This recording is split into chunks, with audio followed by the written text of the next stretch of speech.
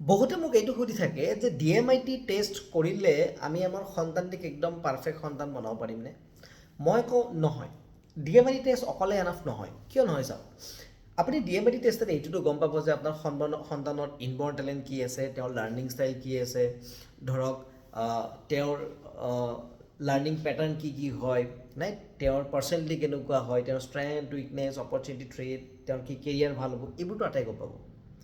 কিন্তু সেই বস্তুখিনিক আপুনি কেনেকৈ ব্যৱহাৰ কৰিব তাৰ কাৰণে আপুনি পেৰেণ্টিং শিকিব লাগিব। পেৰেণ্টিং শিকাটো লগত বহুত ইম্পৰ্টেণ্ট।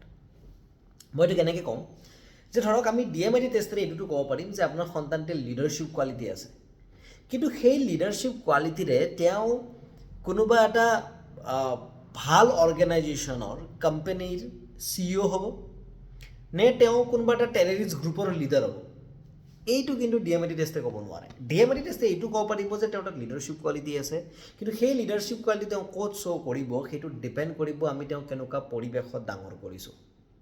আপোনাৰ যেনেকৈ এই টেৰৰিষ্ট বুলি ৱৰ্ডটো শুনি প্ৰথমবিলাক কনফিউজ হৈছে না, টেৰৰিষ্ট ৱৰ্ডটো ক'ৰ পৰা আহিল, মানুহ আৰু লিডাৰশ্বিপৰ টেৰৰিষ্ট আহে নেকি? মই আপোনাক কওঁ যে আপোনালোকে যিবোৰ ডাঙৰ ডাঙৰ টেৰৰিষ্ট গ্ৰুপৰ কথা শুনিছে, লাইক বেলেগ কাণ্ট্ৰিৰ কথা কৈছোঁ মই, তেওঁলোকৰো বহুত হাই লেভেল অফ লিডাৰশ্বিপ কোৱালিটি থাকিব লাগে, আৰু সেইটো আয়ত্ব কৰিব নোৱাৰি, সেইটো ইনবৰ্ণ।